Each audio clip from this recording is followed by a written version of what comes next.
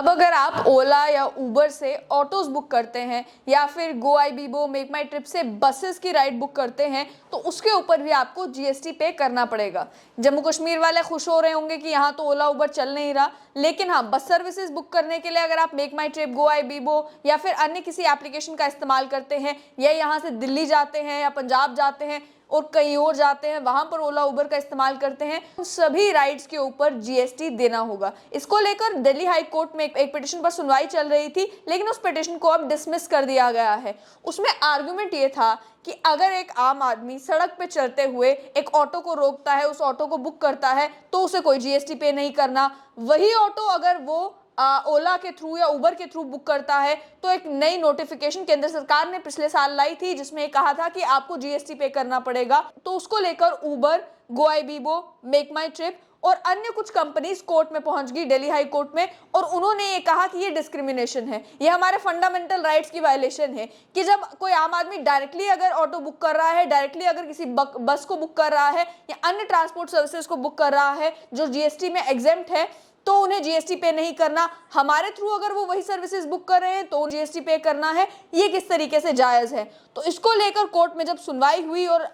Delhi high court ने अब इस पिटीशन को डिसमिस कर दिया है, तो उसमें जस्टिस मनमोहन एंड जस्टिस मनमीत प्रीतम सिंह अरोड़ा के डिवीजन बेंच ने इस मामले की सुनवाई करते हुए ये कहा कि ये जो कंपनीज है ये इक्वालिटी अमंग अनइक्वल्स ढूंढ रही है। वो इसीलिए कि उनका ये कहना था कि अगर कोई ऑटो रिक्शा आपके थ्रू बुक करता है तो आपके थ्रू केवल ऑटो की राइड ही नहीं बुक करता, बल्कि अन्य सर्विसेज भी उसको मिलती है। अन्य सर्विसेज ये कि ऑटो उसके डोर स्टेप पर पहुंच जाता है या जो भी एड्रेस वो डालता है वहां पर पहुंच जाता है। दूसरा, उस राइड में वो सुरक्षित रहेगा, इसकी गारंटी आपकी कंपनी प्रोवाइड करती है। तीसरा, आप अगर आपके थ्रू कोई राइड बुक करता है तो आप ऑटो ड्राइवर से कमीशन चार्ज करते हैं। आप कमीशन चार्ज करते हैं तो जाहिर सी बात है कि आप एडिशनल सर्विसेज प्रोवाइड कर रहे हैं, जिसके चलते ऑटो राइड जीएसटी एग्जेम्प्ट हो सकती है, लेकिन आपकी सर्विसेज जीएसटी से एग्जेम्प्ट नहीं है। इसके चलते जो नोटिफिकेशन केंद्र सरकार ने निकाली थी वो नोटिफिकेशन बिल्कुल जायज है। 5 से 12% तक जीएसटी पे करना पड़ सकता है।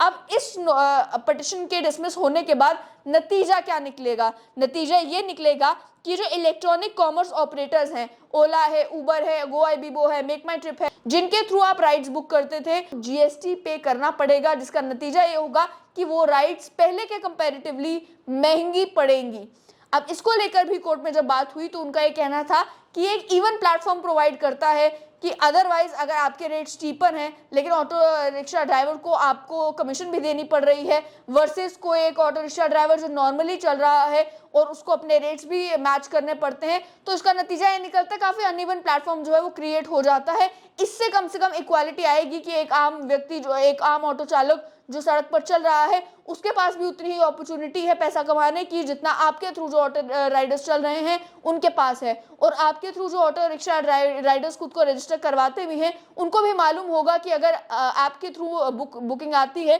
तो उसके ऊपर जीएसटी भी चार्ज होगा। इसके साथ साथ में ये कहा गया कि आप जो एक्स्ट्रा सर्विसेज प्रोवाइड करते हैं ये बिल्कुल एक डिस्टिंक्ट सेट ऑफ सर्विसेज है, ये एग्जेम्पशन की कैटेगरी में नहीं आता। और ऑलरेडी केंद्र सरकार इस बात की पूरी कोशिश कर रही है कि जीएसटी को लेकर जितने भी लीकेजेस हैं, जितने भी लूप होल्स हैं, जितने भी ऐसी चीज़ें हैं जिनके ऊपर अभी तक जीएसटी नहीं लगा लेकिन वो एग्जेम्पशन की कैटेगरी में भी नहीं आते, उन लूप होल्स को प्लग किया जाए। तो उन्हीं लूप होल्स को प्लग करने के लिए एक नोटिफिकेशन निकाली गई थी और अब साफ कर दिया गया है कि ओला, उबर या इन ऐप्स के जरिए अगर आप ऑटो बुक करते हैं या आप बस की राइड बुक करते हैं तो जीएसटी तो देना पड़ेगा।